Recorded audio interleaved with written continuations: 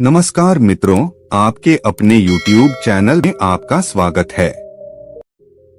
दोस्तों, ये 3 बात अपने दिमाग में बिठा लो, रंग से राजा बन जाओगे। आज की जो हमारी कहानी है, आज का जो हमारा प्रसंग है, एक कपोत पक्षी की बड़ी प्यारी कहानी है, ज्ञानवर्धक कहानी है। दोस्तों, इस कहानी को पूरा सुने, ये कहानी बड़ी मोटिवेशनल कहानी है। ये कहानी आपको आपके जीवन में ढेर सारी प्रेरणा देगी।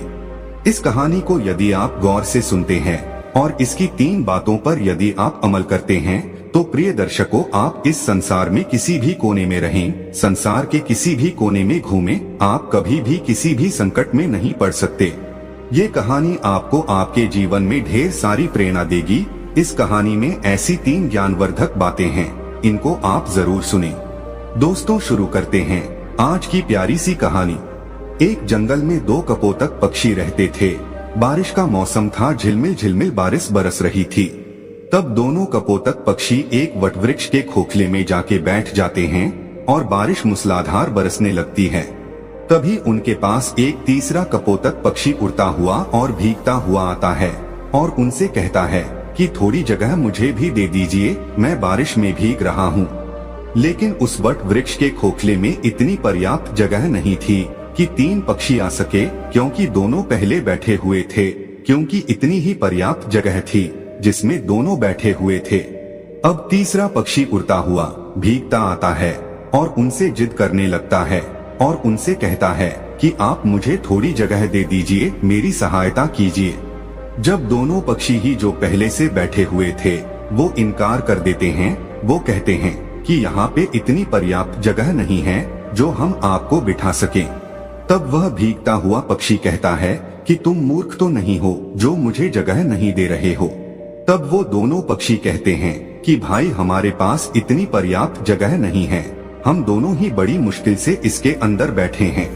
लेकिन फिर से वो कहता है कि तुम दोनों ही मूर्खों हो। वो दोनों पक्षी फिर से कहते कि भाई, यदि हमारे पास जगह होती तो हम आपको जरूर बिठाते, लेकिन आप खुद देख लीजिए, हमारे पास इतनी पर्याप्त जगह नहीं है कि हम आपको बिठा सकें। अंततः वो भीगता हुआ कपोत पक्षी उन पक्षियों के ऊपर जाके बैठ जाता है। तब दोनों पक्षी ही उसको धक्का मार के और फिर से नीचे गिरा देते हैं। वह फिर से नीचे से उड़ता है और फिर कहता है कि तुम दोनों बिल्कुल मूर्ख हो, और फिर से उनके ऊपर जाके बैठ जाता है और फिर से वो पक्षी उसको धक्का मार के नीचे गिरा देते हैं। इसी तरह काफी देर चलता रहता है और वो उड़ता हुआ पक्षी उनसे बार बार कहता है कि तुम दोनों मूर्ख हो, तुम दोनों सबसे बड़े मूर्ख हो। हर बार वो इसी बात को कहता। जब वो थक जाते हैं तो भीगता हुआ पक्षी वहाँ से उड़ के चला जाता है और वो दोनों पक्षी उसी वट वृक्ष के खोखले में बैठे रहते हैं। तब उस कपोतक पक्षी की पत्नी अपने पति से कहती है कि पिया जी, अभी जो पक्षी आया था कि ये बार बार हम दोनों से मूर्ख कह रहा था। ये कह रहा था कि तुम दोनों मूर्ख हो, कि तुम मूर्ख तो नहीं हो। वो बार बार इसी बात को कह रहा था। तो ये मूर्ख होता कौन है? मूर्ख होता कैसा है? मूर्ख दिखता कैसा है? आप मुझे इस बात को बताइए। तो दोस्तों, तभी कपोतक पक्षी अपनी पत्नी को एक कहानी सुनाता है और वो कहता है कि प्रिय, इस कहानी को यदि आप ध्यान से सुनोगी तो आपको ये पता चलेगा कि मूर्ख कौन होता है। तब वो अपनी पत्नी को कहानी सुनाता है और उसकी पत्नी बड़ी गौर से और बड़े ध्यान से सुनती है। कपोतक पक्षी कहानी शुरू करता है और वो कहता है कि एक नगर में एक सेठ रहता था। उसी का एक पुत्र था। सेठ ने अपने पुत्र की शादी कर दी और शादी करने के बाद सेठ का लड़का शहर चला जाता है कमाने के लिए, और सेठ के लड़के की पत्नी घर पे रहती है। एक दिन सेठ के लड़के की पत्नी पनघट पर स्नान करने के लिए जाती है और वहाँ पे स्नान करने लग जाती है।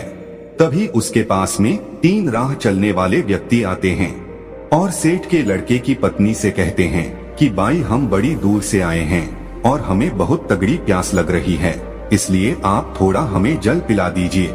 उस वक्त सेठ के लड़के की पत्नी के बदन पर इतने कपड़े नहीं थे, क्योंकि वो इस समय स्नान कर रही थी। उसी वक्त 3 राह चलने वाले व्यक्ति आ जाते हैं और उनमें से एक व्यक्ति कहता है कि हमें पानी पिला दीजिए। इस बात को कपोतक अपनी पत्नी से कह रहा है और कपोतक की पत्नी बड़ी गौर से और बड़े ध्यान से सुन रही है। कपोतक आगे कहता है कि सेठ की पत्नी उन लोगों से कहती है कि भाई तुम कौन हो।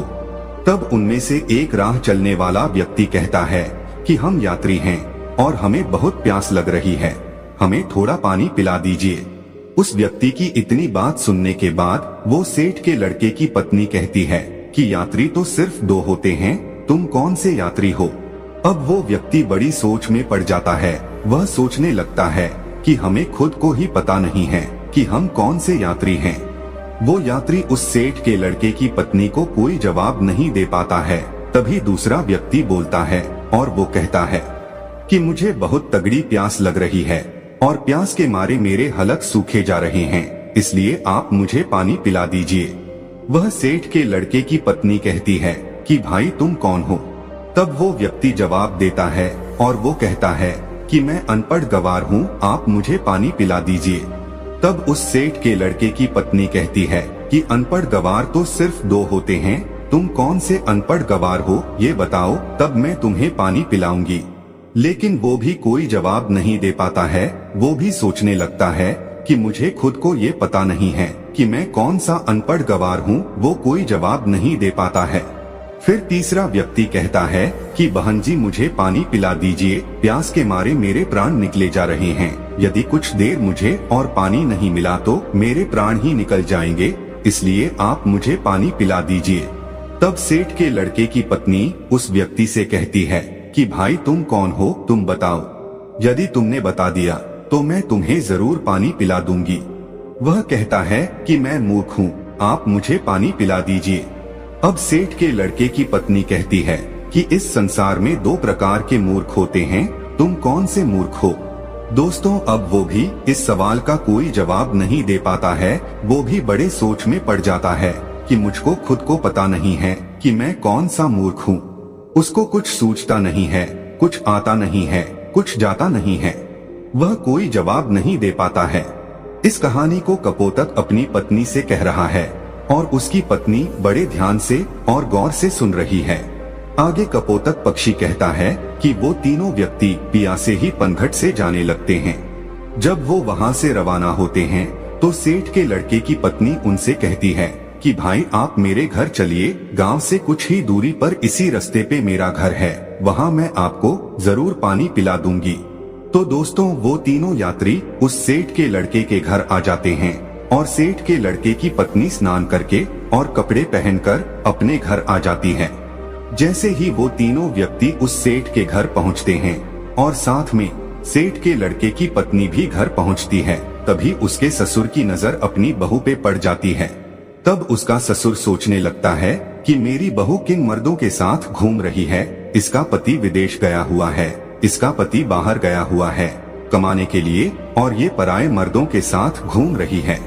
इसी बात को वो सोचने लगता है। उधर सेठ के लड़के की पत्नी उन राहगीरों को अपने घर ले जाकर उनको पानी पिलाती है और तीनों को पानी पिलाकर भेज देती है और उनसे कहती है कि भाई मैंने पनघट में पानी इसीलिए नहीं पिलाया क्योंकि मैं स्नान कर रही थी और मेरे बदन पर इतने पर्याप्त कपड़े नहीं थे जो मैं तुम लोगों के समक्ष खड़ी हो सकूं। इसलिए मैंने तुम लोगों से इतने कठिन सवाल पूछे हैं। मेरा ऐसा कोई मतलब नहीं था कि मैं तुम लोगों को पानी न पिलाऊं, इसीलिए मैं तुम लोगों को अपने घर पे लेके आई हूँ और यहाँ पर तुमको पानी पिला के भेज रही हूँ। अब आप बड़े प्यार से पानी पीजिए और अपनी राह चल दीजिए। तीनों राहगीर पानी पी के वहाँ से चले जाते हैं। तो दोस्तों उधर सेठ के लड़के की पत्नी का ससुर सोचने लगता है कि मेरी बहू बदचलन है, मेरा लड़का बाहर काम करता है और ये पराये मर्दों के साथ घूमती है, पराये मर्दों को अपने घर पे लेके आती है, मेरे घर पे लेके आती है। यही सोचकर वो दुखी होता है। अब सोचने लगता है कि यदि किसी व्यक्ति में बीमारी आ जाए तो उसका उपचार जरूरी होता है, यदि उसका उपचार नहीं किया जाए तो बीमारी उसके रोम रोम में रम जाती है और बाद में बड़ा मुश्किल होता है। इसी बात को सोचकर वो सोचने लगता है, ठीक है अब मेरी बहू का क्या इलाज किया जाए। ये भी बदचलन हो गई, बदमाश हो गई है, पराये मर्दों के संग घूमती है, इसका पति बाहर रहता है इसलिए ये बिगड़ चुकी है। अब इसका इलाज किया जाए तो क्या किया जाए। अब सोचने लगता है कि क्यों ना मैं इसका फैसला राजा से करवा। तो दोस्तों इसी बात को सोचकर उस महिला का ससुर राजा के दरबार में पहुंच जाता है और राजा को ये सारी घटना सुना देता है। तभी राजा अपने सैनिकों को आदेश देता है कि जाओ, सेठ के लड़के की बहू को तुरंत दरबार में हाजिर किया जाए। दोस्तों इस बात को कपोतक पक्षी अपनी पत्नी से कह रहा है और उनकी पत्नी बड़े ध्यान से और बड़ी गौर से सुन रही है। तभी राजा के सैनिक सेठ के लड़के की पत्नी के पास जाते हैं और उनसे कहते हैं कि तुम्हें महाराज ने दरबार में हाजिर होने का हुक्म दिया है और तुम दरबार में चलो। तभी सेठ के लड़के की पत्नी कहती है कि भाई, आप सबसे पहले अपने राजा से ये पूछकर आइए कि उन्होंने मुझे किस रूप में बुलाया है, बेटी के रूप में बुलाया है या बहू के रूप में बुलाया है या माँ के रूप में बुलाया है, किस रूप में उसने मुझे दरबार में बुलाया है। तभी सैनिक वापस राजा के पास में जाते हैं और राजा से कहते हैं कि महाराज, सेठ के लड़के की पत्नी ने ये कहकर वापस भेजा है कि आपने उसे किस रूप में बुलाया है, बेटी के रूप में बुलाया है या बहू के रूप में बुलाया है या फिर माँ के रूप में बुलाया है। तभी राजा बड़ा सोच में पड़ जाता है कि अब मैं बुलाऊं तो किस रूप में बुलाऊं। राजा अपने मंत्रियों से सलाह लेता है तो मंत्री उसको सलाह देते हैं कि महाराज, सेठ हमारे नगर का सेठ है और इसकी बेटी की बहू हमारी भी बहू लगती है, इसलिए आप उसको दरबार में बहू के रूप में बुलाइए। तभी राजा अपने सैनिकों को आदेश देता है और कहता है कि पालकी लेकर जाओ और बहू के रूप में उसको लेके आओ। तभी राजा के सैनिक फिर से पालकी लेकर सेठ के लड़के के घर पहुंचते हैं और सेठ के लड़के की पत्नी से कहते हैं कि महाराज ने तुम्हें बहू के रूप में बुलाया है। तो दोस्तों इस बात को कपोतक पक्षी अपनी पत्नी से कह रहा है और उसकी पत्नी बड़ी गौर से सुन रही है। सैनिकों की इतनी बात सुनने के बाद सेठ के लड़के की पत्नी तुरंत पालकी में बैठ जाती है और सैनिक पालकी उठाकर राजा के दरबार में ले जाते हैं। सेठ के लड़के की पत्नी राजा के दरबार में हाजिर हो जाती है। तब राजा उससे सवाल करता है, क्या तुम चरित्रहीन हो? तुम्हारा पति विदेश कमाता है और तुम पराये मर्दों के संग घूमती हो। ऐसा हमारे राज्य में नहीं हो सकता। यदि आप ऐसा काम करोगी तो हमारे राज्य को छोड़कर जाना पड़ेगा या फिर तुम्हें सजा दी जाएगी। राजा इतनी बात कहता है तब सेठ के लड़के की पत्नी राजा को जवाब देती और कहती है कि महाराज, मैं एक पतिव्रता स्त्री हूँ, मुझ पर कलंक लगाने से पहले आप थोड़ा सोच लीजिए। क्या किसी प्यासे को पानी पिलाना, किसी भूखे को भोजन खिलाना कोई अपराध है? यदि आपके राज्य में ऐसा संविधान है कि किसी भूखे को भोजन खिलाना या प्यासे को पानी पिलाना अपराध है, तो हाँ, मैंने अपराध किया है और ये अपराध मैं बार बार करूंगी। इतनी बात सुनने के बाद राजा बड़ा चिंतित होता है और राजा कहता है, क्या मुझे पूरी बात विस्तार से बताइए कि बात क्या है। तब वो महिला सेठ के लड़के की पत्नी राजा को पूरी सच्चाई कहती है कि महाराज, मैं पनघट पर स्नान कर रही थी, तभी 3 राह चलने वाले व्यक्ति आते हैं और वो कहते कि हमें प्यास लग रही है, हमें पानी पिला दीजिए। उस वक्त मेरे बदन पे इतने पर्याप्त कपड़े नहीं थे कि उनके समक्ष में खड़ी होकर उनको पानी पिला दूं, इसीलिए मैंने बैठे बैठे उन लोगों से इतने कठिन सवाल पूछे कि वो जवाब नहीं दे सके। उसके बाद उनको मैंने अपने घर भेजा। उसके बाद मैं कपड़े पहनकर अपने घर आई। घर आने के बाद उन लोगों को मैंने पानी पिलाकर वहां से भेज दिया। अब इसमें मैंने गलत क्या किया है? उस महिला की इतनी बात सुनने के बाद राजा कहता है कि तुमने ऐसे कौन से कठिन 3 सवाल पूछे, वो सवाल हमें भी बताइए। जब सेठ के लड़के की पत्नी वो 3 सवाल राजा के समक्ष रखती है तो राजा भी बड़ा सोच में पड़ जाता है। राजा के अंतरी मंत्री भी सोच में पड़ जाते हैं। उनसे भी इन तीनों सवालों के कोई जवाब नहीं लगते हैं। अंत में राजा परेशान हो जाता है और 3 सवालों के उत्तर जानने का बड़ा इच्छुक होता है। तभी राजा सेठ के लड़के की पत्नी से कहता है कि बहुरानी, हमको इन प्रश्नों के उत्तर नहीं आते हैं। हमारे किसी भी विद्वान पंडित के पास इन प्रश्नों के उत्तर नहीं है। हमारे किसी भी मंत्री के पास इन प्रश्नों के उत्तर नहीं है। तो फिर आप ही हमें इन प्रश्नों के उत्तर बता दीजिए।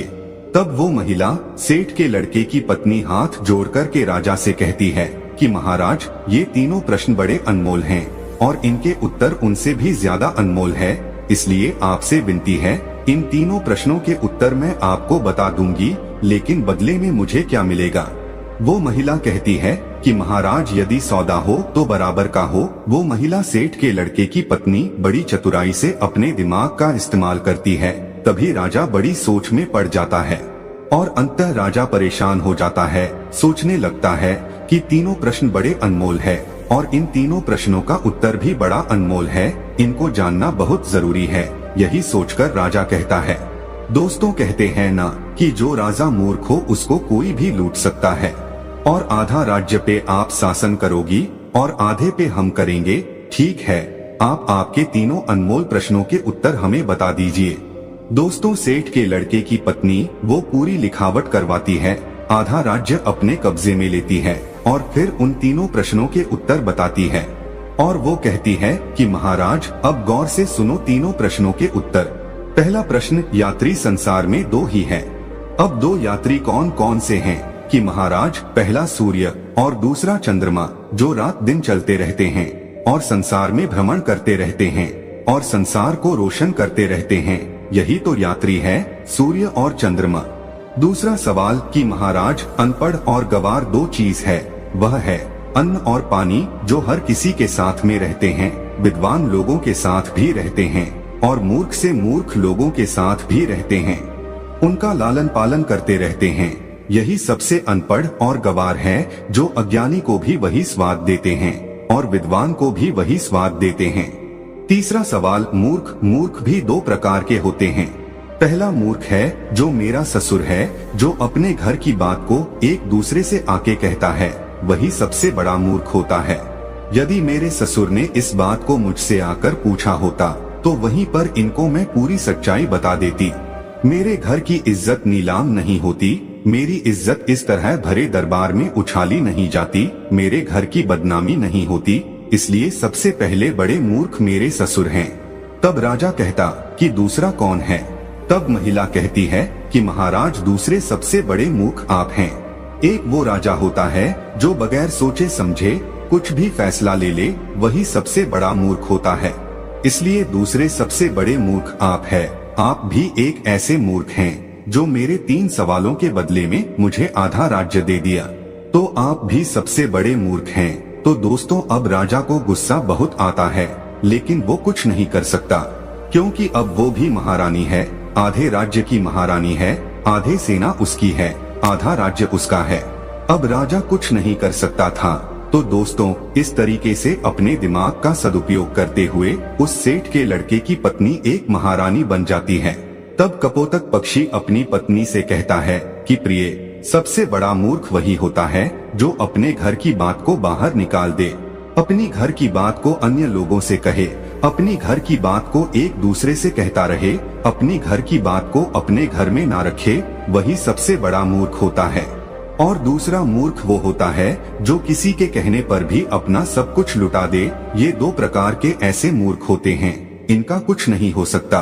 तब कपोतक की पत्नी की ये बात समझ में आती है कि संसार में मूर्ख कौन होता है। इसीलिए कहते हैं कि अपने दिमाग का सही समय आने पर जो बंदा सही उपयोग करता है वो अपने जीवन में हमेशा कामयाबी पाता है। इसीलिए दोस्तों हमेशा अपने दिमाग को सही जगह और सही निशाना लगाकर की चलाइए, आप कभी भी फेल नहीं हो सकते। जो लोग अपने दिमाग का सही सदुपयोग नहीं करते हैं वो लोग हमेशा पीछे रहते हैं और एक दिन ऐसा आता है कि उनका पतन हो जाता है। इसलिए अपने दिमाग का, अपनी बुद्धि का सही उपयोग करें। हम उम्मीद करते हैं कि दोस्तों इस कहानी से आप ढेर सारी प्रेरणा लेंगे। तो दोस्तों यह कहानी आपको कैसी लगी हमें कमेंट सेक्शन में जरूर बताना, और अच्छी लगी हो तो इस चैनल को सब्सक्राइब जरूर कर लेना।